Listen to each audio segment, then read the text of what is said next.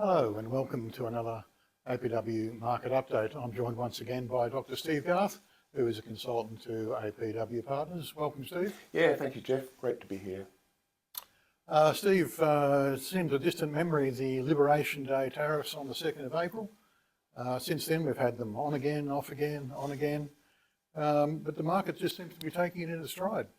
That is right, Jeff, and it's really quite obvious from the chart I'm showing here. This is the ASX 300, and you can see that from January, which is when Trump took office, the market started to wobble downwards, and then when tariffs were announced on April the 1st, it plummeted, only to start again as soon as those tariffs were put on pause. And ever since then, no matter what Trump says about tariffs, it has zero effect on the market. You can just see that from April the 9th, the market has just been going up and up and up.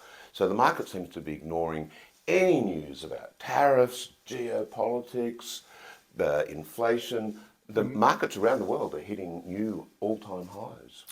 And of course, in more recent times, we've had the 1 October shutdown of the US government, which is about to reopen. Again, the market seems to be unfazed. Again, the market's really unfazed. As I'm sure our audience know, US shutdowns seem to be relatively common. I think there's been 9 in 30 years. This definitely has been the longest. And probably the most interesting thing about this shutdown, Jeff, which as you say is about to end, but the US economy is still finely balanced, and yes. Jay Powell has certainly had a difficult time measuring, inflation against a weakening labour market, and it doesn't help when you can't get data. Central banks rely on the data. He talks about it's a fog. It's a fog. He says it's like driving through a fog.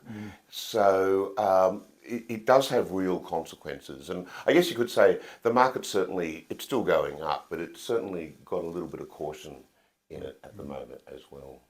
We have demonstrated there the Aussie market touching record highs and sort of holding at those levels. Let's have a look at what's been happening globally. Let's move to the international markets and look at that. It's a 20% return over the last, or greater than 20% return, over the last 12 months for the world index. Now, Jeff, over the last, a couple of years, you and I have been talking about how the US tech stocks have just been dominating markets. The Mag 7. The Mag 7 been dominating the US market. The rest of the S&P 500's been left behind.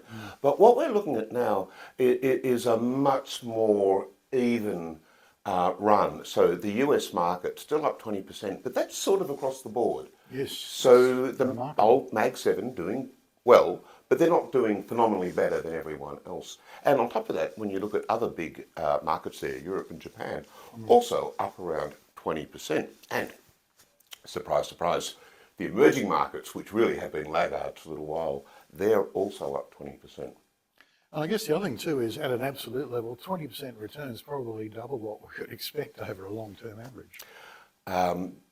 You don't expect 20% returns year in, year out. It's been a phenomenal 12 months, and last year also was really strong. So we're definitely in the middle of a phenomenal bull run in financial markets.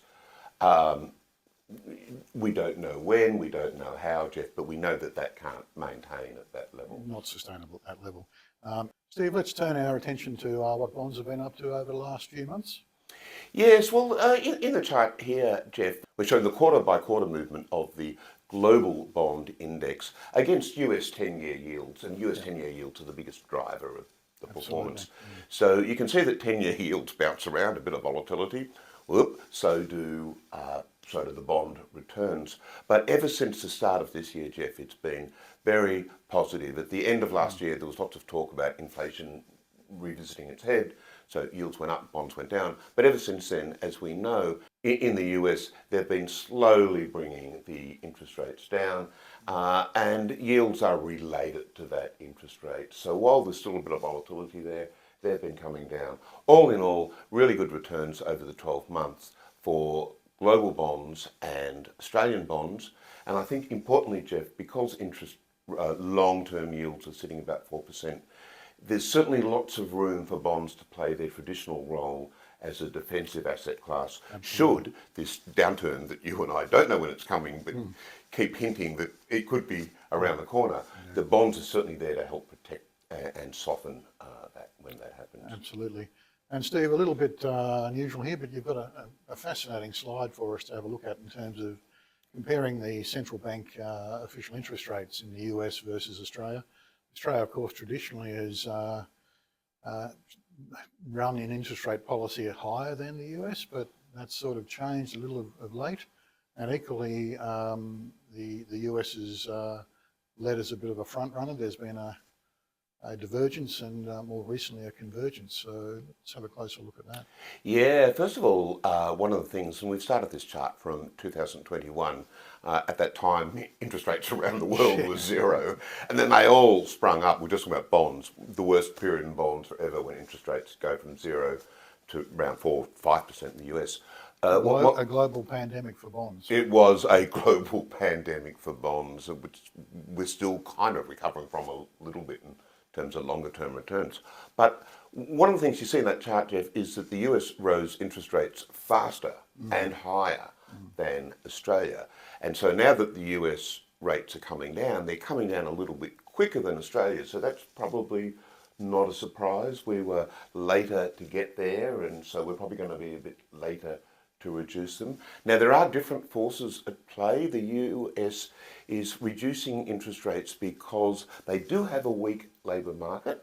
There is a threat that the tariffs will be a little bit inflationary. So there's lots of things playing in there. In Australia, the RBA have similar but different conflicting factors going on. One is our labour market seems strong, which keeps inflation quite high, even though the economy itself is probably trundling along okay, but not great. So a recent shock on the inflation front too. And a recent shock on the inflation front, which certainly took off any thought of a rate cut on Melbourne Cup Day, and has really taken out, at least at this moment, any thought of a rate cut at the next meeting in December. So I think we're going to keep interest rates in this country flat into at least some point next year. And I think in the US, they've probably still got room there to come down a little bit. So to your point, we are seeing a convergence of interest rates. Yeah, just interesting to observe. Obviously, there are, as you say, lots of factors at play in terms of the impact on portfolio construction and the investment markets. Steve, thank you once again for your insights and comments on what's happened in the markets here and overseas over the last few months. So to our viewers at home, thank you for joining us, and we look forward to seeing you again very soon on the next session. Bye for now.